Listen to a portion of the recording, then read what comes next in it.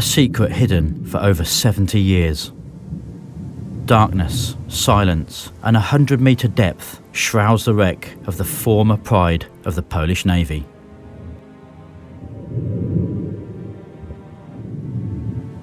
The last time a human eye saw her was on the 16th of June 1942.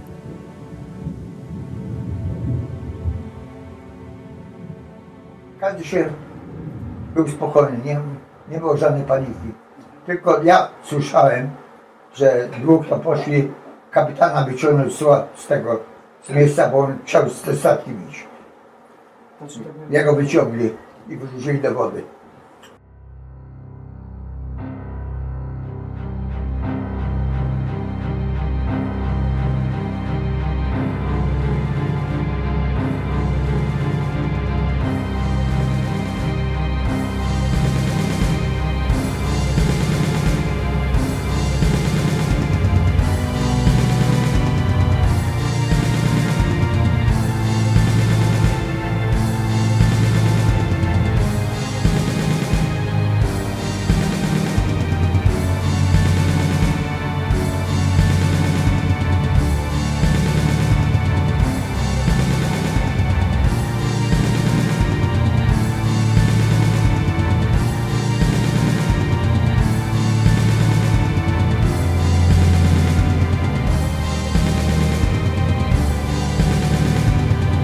Shipwreck Hunters.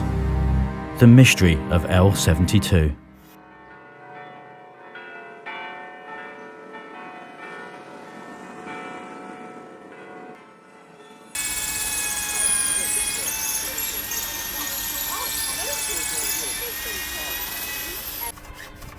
Poles fought for the freedom of many nations.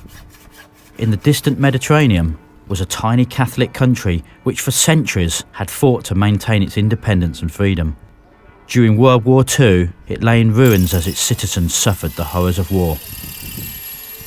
It is not within the Polish nature to stand by and watch suffering and human harm. This insular country, located in the centre of the Mediterranean, refused to buckle to the Axis power.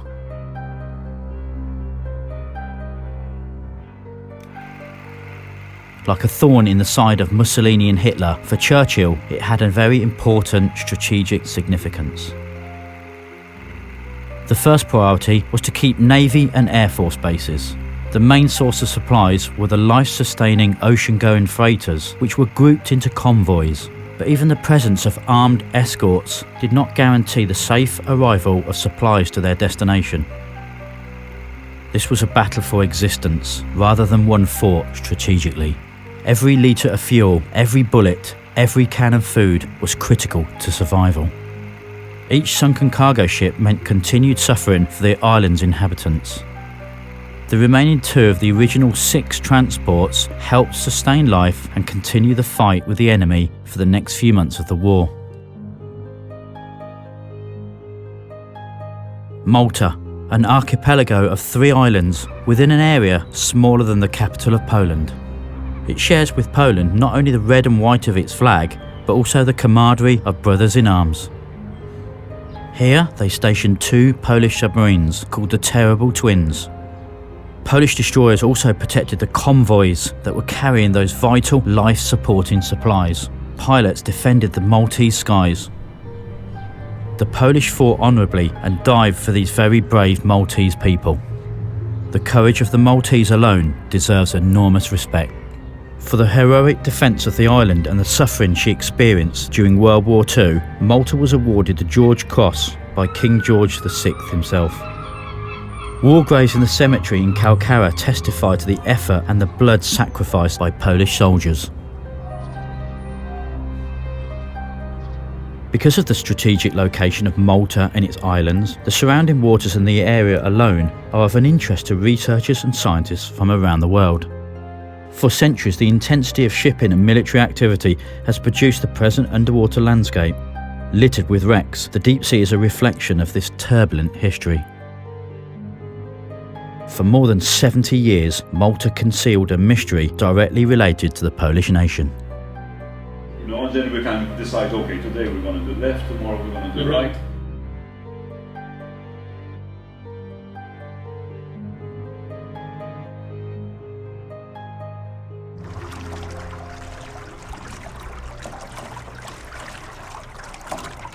search for the wreckage is a tedious, long and monotonous task. Designated squares with sides of 2 nautical miles long were searched very carefully. In order not to miss anything, the scan was carried out every 150 metres. Boredom. For the wreck hunters themselves, if their analysis was correct, it will soon be over. Every day for more than 12 hours, a modified side-scan sonar was in the water and regularly scoured the bottom. The Shipwreck Hunters equipment works fine, but not without its problems. After 7 days at sea, the reading on the sonar monitor remained unchanged. To be on the safe side and to reduce the margin of error, the search sector was made much larger. Over the previous 72 years, many teams of historians and divers had all tried to explain the mystery of the Kujawiak, but without success. It's the 21st century, and even the modern and advanced technology at the hands of the wreck hunters denies them their shipwreck. Shipwrecks such as the famous Titanic, hundreds of miles offshore, sunk in 2.5 miles of water, and the German battleship Bismarck, sunk in even deeper water, were discovered a long time ago. The report of Kujawiak's captain gave the position of the sinking. The wreck is big, she's 85 metres long. She should be relatively close to shore, and who knows, if the wreck hunters find her, she could still be intact.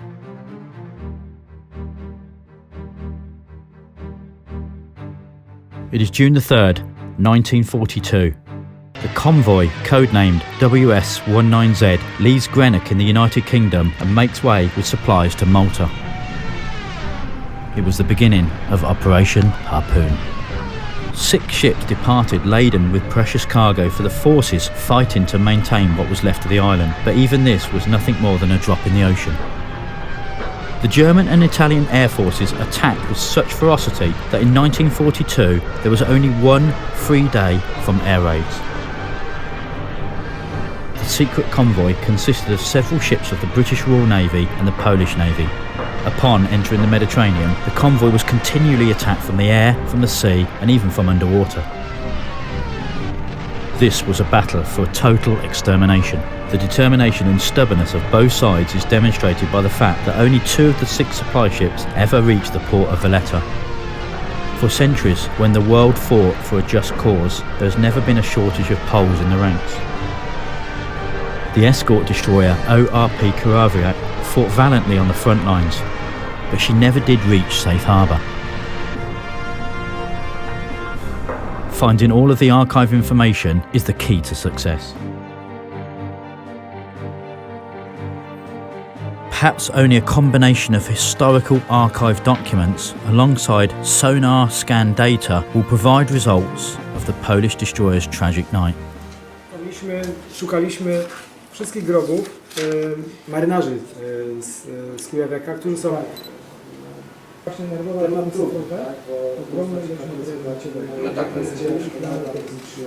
to wszystko trudna droga, ale to wszystko jest.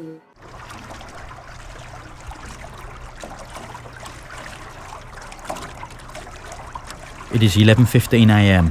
on September the 22nd, 2014. It is good news. Unidentified shapes begin to appear on the screen. Another second seemed to drag on forever.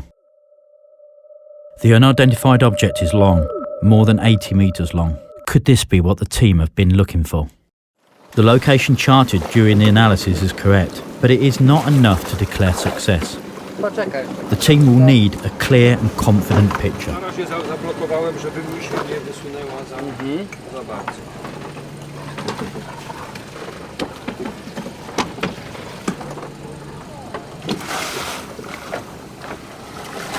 Damaged during air transportation, Ground Marine's remotely operated vehicle is repaired at last minute. What appears to be the bridge now comes into view. The double-barrel guns of a 102mm cannon, and then an Oerlikon 20mm anti-aircraft cannon. Without doubt, this is certainly a warship.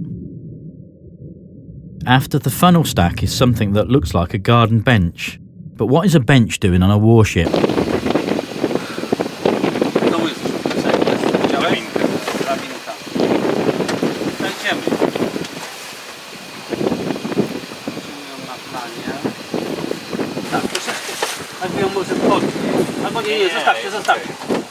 The workday is over, but it appears a storm is coming in. The team must return to the port.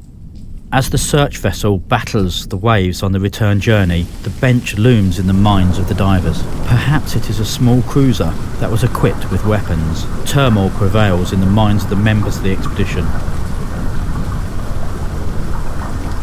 Analysis of plans the next day brings a solution. On the ship's plans and the blueprints, immediately after the funnel, there is a feature labelled lumber rack. It is a structure that resembles a bench. Armament, alongside the characteristic elements and the arrangement of portholes. Bingo! There is absolutely no doubt. The wreck of a ship, which has remained elusive for 72 years, has finally been discovered. The ORP Kujawiak was built for the Royal Navy as an escort destroyer, and originally she was named HMS Oakley. The ship was transferred to the Polish Navy on May the 30th, 1941. She fought gallantly under the Polish flag for more than a year. Her tactical number, L72, was painted on the side and the stern. She had a displacement of 1,050 tons, with a length of 85 metres and a width of 10 metres. Her draft was approximately 2.5 to 4 metres. Maximum speed was 27 knots. Her armament consisted of 6 102mm cannons placed in 3 double turrets. Amidships was a quadruple flak 40mm pom-pom cannon gun. She also had 2 single 20mm Oerlikon cannons on elevated platforms, as well as rocket launchers and depth charges. Kujawiak took part in 5 operations and 11 patrols. She fought in Norway, the North Sea, the Atlantic and the English Channel, as well as the Bristol Channel. She escorted and defended convoys no less than 73 times. It is probable that she sank 2 cargo ships, shot down 7 aircraft and destroyed 16 sea mines. I don't think more than 2 days. If you're not happy, we can keep Monday. At the reunion at the University of Malta, the team, composed of explorers, archaeologists, historians, as well as technical divers, will all answer the many troubling questions with careful examination of the wreckage. That is ready, and on the basis of what we sort of discover when we look at the footage, okay? Then we put down the shot line on Tuesday the 9th. We deploy the ROV to see downward, because we don't want to be imagine putting it down and smashing the bell or something, you know. You never know, and knowing our luck, you know.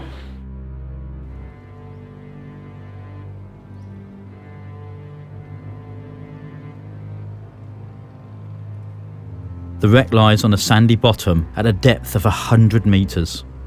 This is the equivalent of 3 10-storey towers raised on top of each other. On the wreck, the pressure is 11 atmospheres. It is cold and dark, and visibility is less than 10 metres.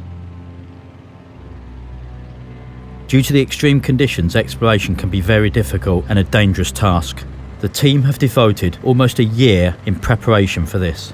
Na początku 2014 roku brałem udział w warsztatach archeologii podwodnej w Toledo w Ohio.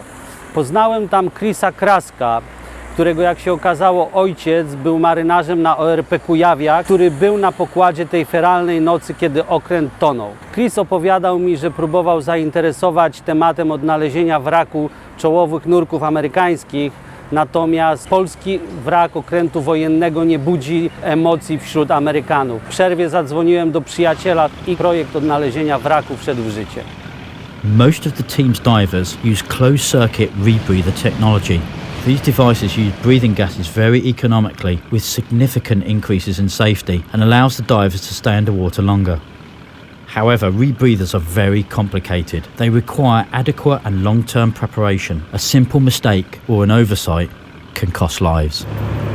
Jesteśmy ciekawi, jakie będą warunki pod wodą, bo ostatnie obrazy z kamery nie były zbyt zachęcające, wizura była dosyć słaba i dosyć duże prądy. Mamy nadzieję, że tym razem będzie wszystko w porządku i pójdzie nam akcja pójdzie łatwo. Zobaczymy.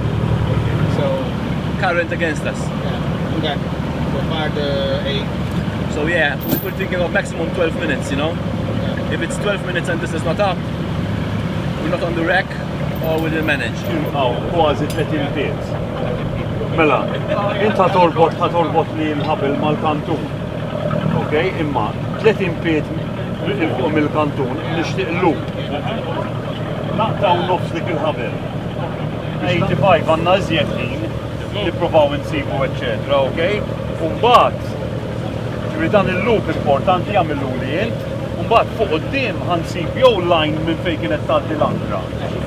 Jew il-katina tal-ankra magħluqa norbot magħha. Jew jekk titfana ma' hawnhekk. Ġara. You see, so far so good. Inhaled oxygen at a certain pressure is poisonous. A portion of the breathing mixture is replaced with inert gas. This blend, called trimix, contains 10% oxygen, 55% helium and 35% nitrogen. Additional cylinders for safety bailout are tethered to the sides of the divers in the same manner as a skydiver has a reserve parachute. In case of problems with the main source of breathing, the diver has the chance to switch to the breathing from the spare cylinders. In order to safely descend and ascend from the depths, a returning line connecting the wreck to the surface is crucial. The descent to the wreck takes several minutes.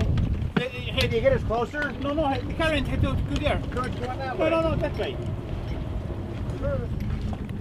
Good luck.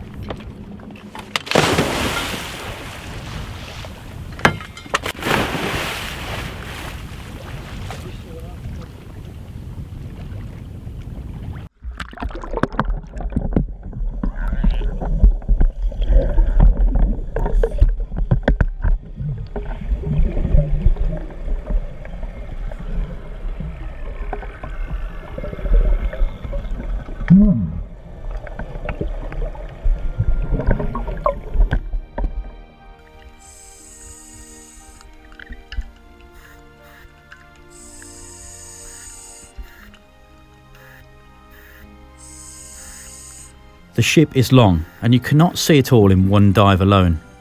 Jesteśmy na wraku, jest to głębokość 90 metrów. Jesteśmy w rufowej części. Płyniemy w stronę dziobu. Tutaj mamy dobrze widoczny reflektor. Płyniemy dalej. Cały czas jesteśmy na głębokości około 90 metrów. Widzimy dwa żurawiki po łodzi ratunkowej, która oczywiście została spuszczona na wodę w momencie wejścia okrętu na minę. I nasza sławna ławka, tutaj poniżej, ona znajduje się na głębokości około 93 metrów. Ławka ta w 2014 roku pomogła nam zidentyfikować okręt. Tutaj jest charakterystyczne zakrzywienie pokładu. Widzimy dwa polery bardzo dobrze widoczne. Kolejnym charakterystycznym elementem są wzmocnienia działka Orlikon 20 mm. Jest to bardzo charakterystyczny element okrętu. Również ten element pozwolił nam w 2014 roku zidentyfikować wrak. I tutaj ukazuje nam się mostek. W tym momencie ze względu na długi czas denny musieliśmy zawrócić. Teraz widzimy płytę pancerną chroniącą środkowe działo. Poniżej zobaczymy wieżę, natomiast wieża nie posiada luf, które podczas tonięcia wypadły z niej. Nurkowanie kończymy po 20 minutach eksploracji.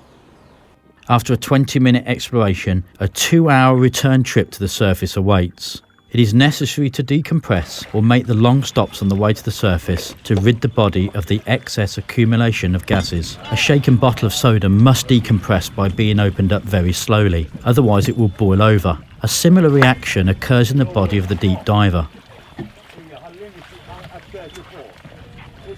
All the problems encountered during the exploration must be resolved underwater. A quick exit to the surface would simply mean death.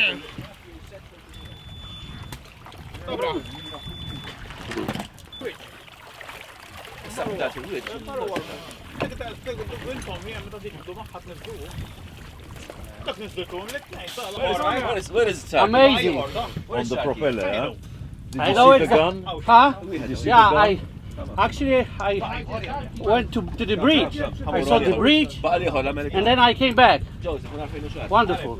It's the rope and where I went. Yeah, the rope is on the propeller shaft. I know. Oh, you did. No, Matthew did it, Oh, but we Matthew saw. Yes. It's on the propeller I shaft. actually went to the other direction, not to the the stern. I went to the bow. Yeah, because where the rope is, Mhm. if you just go over the hull, there's the stern gun. Oh, okay. In perfect contact. That's the only thing I saw because I stayed with them whilst they were tying. I saw the light, you know, the searchlight. Yeah, searchlight. Amazing, man, it's just amazing. Pokaż. Tak, lina idzie tutaj i wiesz, bo lina idzie tak, oni faktycznie tutaj gdzieś do śruby, ale ja już tam nie płynąłem, tylko mówię, ja płynąłem tutaj. Widziałem ten reflektor, widziałem żurawiki, tutaj te żurawiki z tej łodzi oczywiście jej nie ma i aż dopłynąłem dotąd. Tutaj, tak? Tak, i tutaj się już zawróciłem. Czyli to I wracałeś widziałem, i to tu jest, po burcie, tak? tak. Virgin Shipwreck. Yep. And we were first. First American and Polish. and first Polish American. Yeah. Good job, man. Yeah. Proud of you. Good job, buddy. Hey, no. This is the chimney. Chimney and There's a bit of damage. A detailed exploration from the stern to the bridge takes the divers around 5 days. Kujawiak lies on its port side at an angle of 90 degrees. Visibility is quite good. From a depth of 80 metres, a grey hull shape began to emerge. Twilight revealed the mystery. Here I saw the strobe. Until now, no human eye had seen her since she slipped beneath the sea many years ago. That's the strobe above you? No, not yet. No, one of them, I think this one was going to off and on sometimes. For the divers, emotions reached their highest during the exploration. Wow. I think this is some of the best view. The wreck is well preserved, a true time capsule, Yes.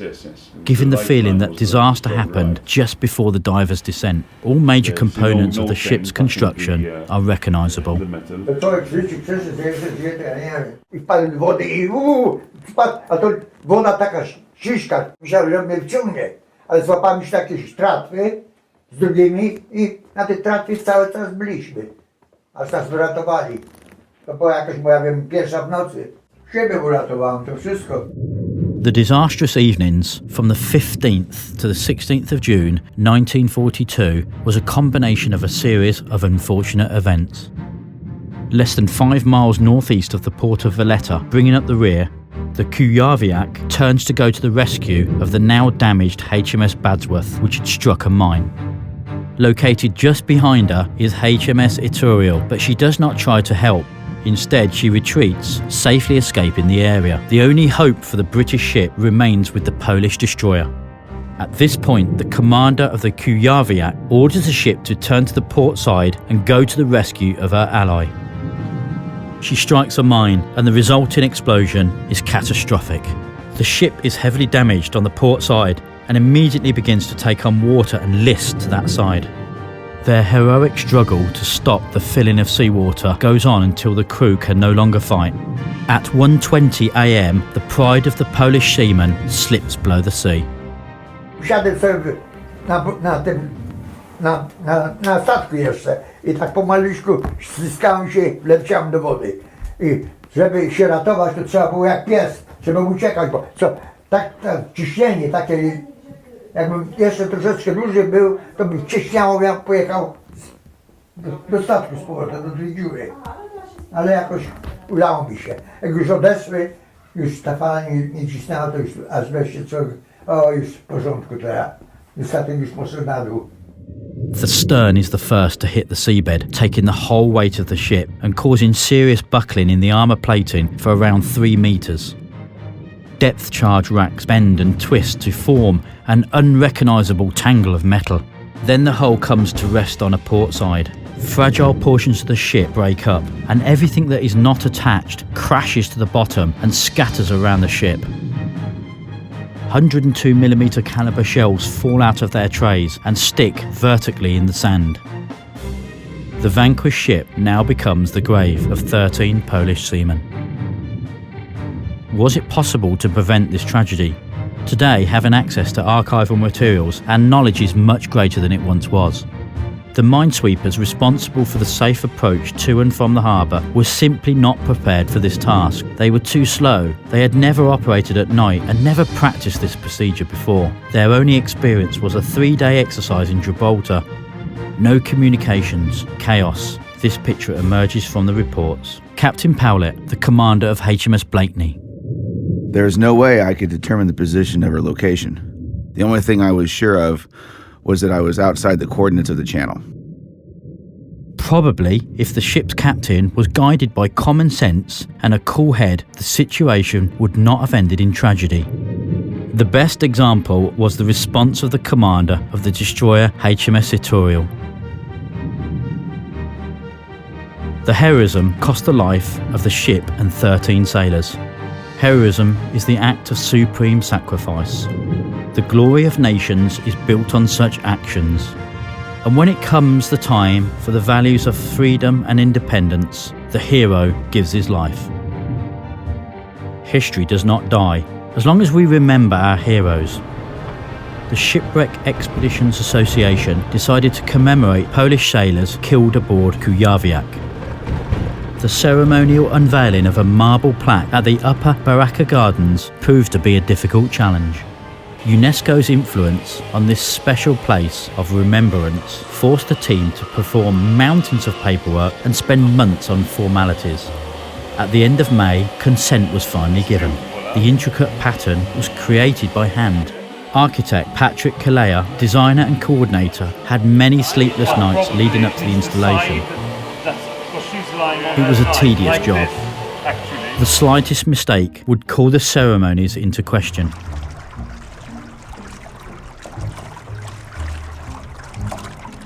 During the recent exploration, divers left on the wreck a crucifix donated by the family of sailor Edward Alston as a memorial to the fallen seaman. Peter asked me to place the plaque of the lost sailors that had perished on June 1942, and it was a great honor for me to do that.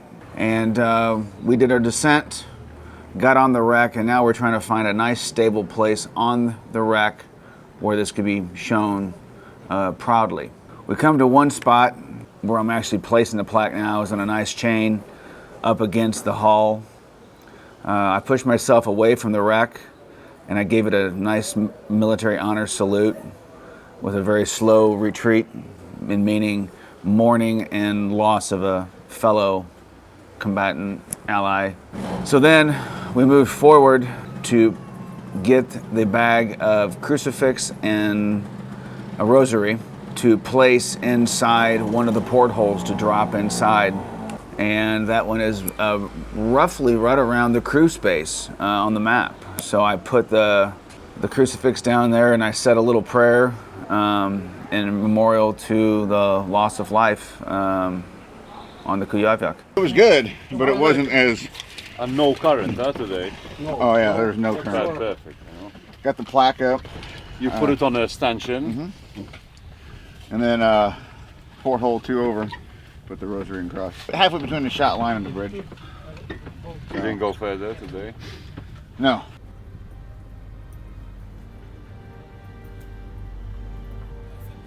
On June the 16th, 2015, a celebration was held in memory of the Polish sailors. In the afternoon, aboard a Maltese vessel, the fallen were commemorated over the site where 73 years ago Kujawiak sank.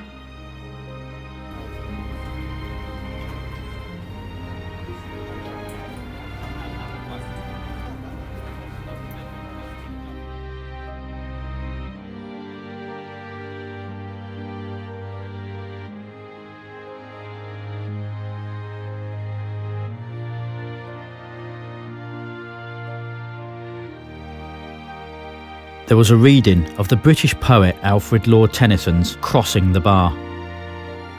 A prayer for the memory of the fallen and bunches of flowers at the culmination of the ceremony, which was attended by World War II veterans and representatives of the Polish state. But such a tide as moving seems asleep. When that which grew from out the mountains deep turns again.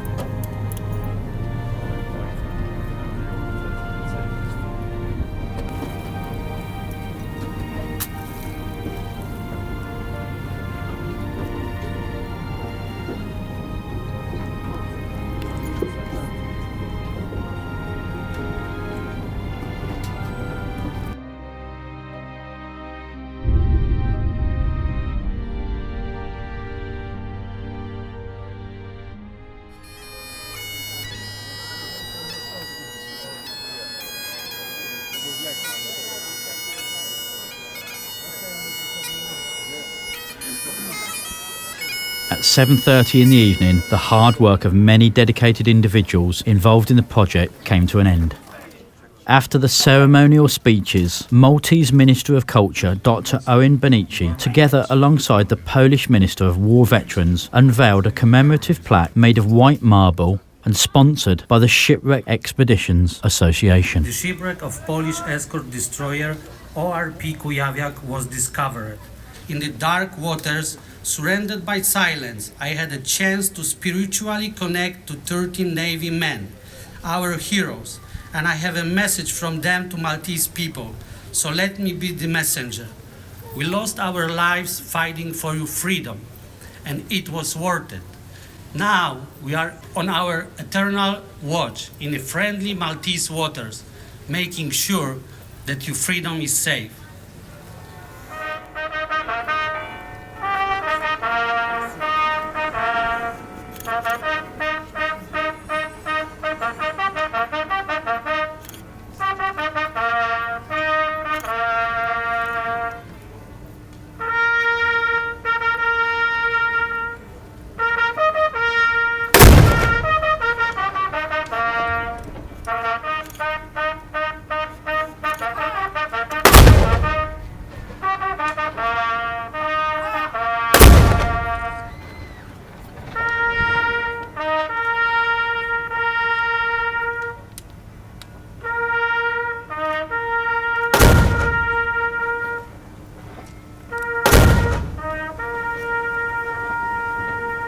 Polish heroes were now dignified and forever memorialised.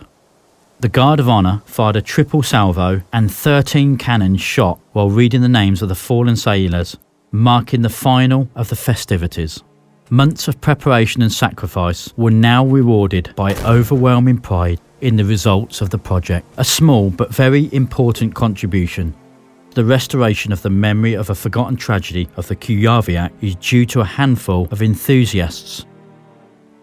Acting with determination and without the help of state institutions, they took the first step and saw the project through to its final conclusion. Much, however, remains to be done to preserve the memory of one of the bravest warships of the Polish Navy.